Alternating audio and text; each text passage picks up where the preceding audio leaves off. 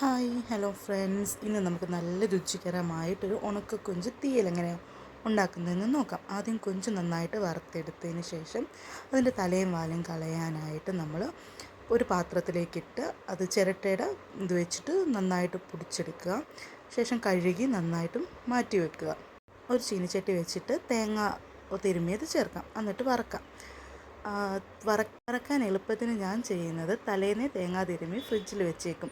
എന്നിട്ടത് മിക്സിയുടെ ജാറിലൊന്ന് അടിച്ച് എല്ലാ തേങ്ങയും ഒരുപോലെ ആക്കിയതിന് ശേഷമാണ് ഞാനിത് വറക്കുന്നത്. അപ്പം എനിക്കിത് എളുപ്പമായിട്ട് തോന്നിയിട്ടുണ്ട്. എപ്പോഴും തേങ്ങ പെട്ടെന്ന് വറക്കാൻ പറ്റുന്നതായിട്ട് എനിക്ക് തോന്നിയിട്ടുണ്ട് കേട്ടോ.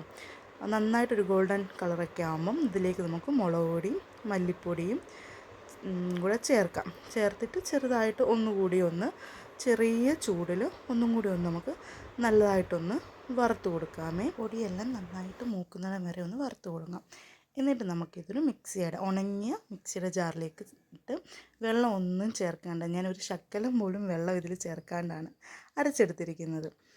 ഇനി ഒരു ചീനിച്ചട്ടി വെച്ച് ഇതിലേക്ക് കുറച്ച് വെളിച്ചെണ്ണ ഒഴിച്ച് നമുക്ക് നമ്മുടെ ഞാൻ കൊച്ചുള്ളിയാണ് എടുത്തിരിക്കുന്നത്. കൊച്ചുള്ളിയും പച്ചമുളകും തക്കാളിക്കയും കൂടി ചേർത്ത് നന്നായിട്ടൊന്ന് വഴറ്റിയെടുക്കുന്നുണ്ട്. നന്നായിട്ടൊന്ന് വാടി വരണേ, എന്നാലേ നമുക്ക് ആ ഒരു ഇത് വരത്തുള്ളൂ. നന്നായിട്ട് പെട്ടെന്ന് വാടാൻ വേണ്ടിയിട്ട് കുറച്ച് ഉപ്പും കൂടി നമുക്കിതിലേക്ക് ചേർക്കാമേ.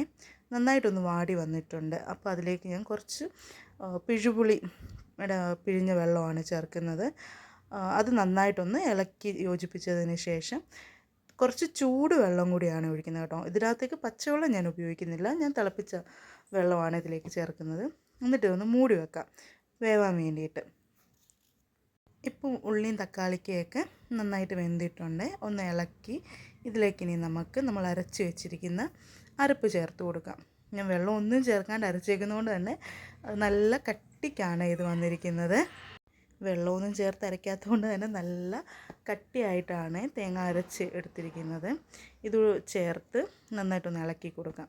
ഇതിന് ശേഷം ഞാൻ ഇത് അരച്ച ജാറ് കഴുകി വെള്ളം കൂടി ഇതിലേക്ക് ചേർത്ത് കൊടുക്കുന്നുണ്ട്. പിന്നെ ആവശ്യത്തിന് ഉപ്പും ചേർത്ത് നമുക്ക് ഒന്ന് തിള വരുമ്പോൾ വരെ ഒന്ന് അടച്ചു വെക്കാമേ. ഉപ്പ് ചേർക്കുന്ന കൂട്ടത്തിൽ തന്നെ കൊഞ്ചും നമുക്ക് ചേർക്കാം കേട്ടോ, ഉണക്കി വെച്ചിരിക്കുന്നത്. ഇനി നമുക്കിതിനെ കടുക് പൊട്ടിച്ച് ഇതിലേക്ക് താളിക്കാം. കടുക് പൊട്ടിച്ച് താളിക്കുകയും കൂടി ചെയ്ത് കഴിയുമ്പോൾ എളുപ്പം പണി കഴിഞ്ഞു കേട്ടോ. നല്ല സ്വാദിഷ്ടമായ ഉണക്കക്കൊഞ്ച് ചെമ്മീനാണ്. ഇത് മാത്രം മതി നമുക്ക് ചോറുണ്ണാൻ, വേറെ ഒന്നും വേണ്ട. അത്രയും നല്ല അടിപൊളിയാണ്.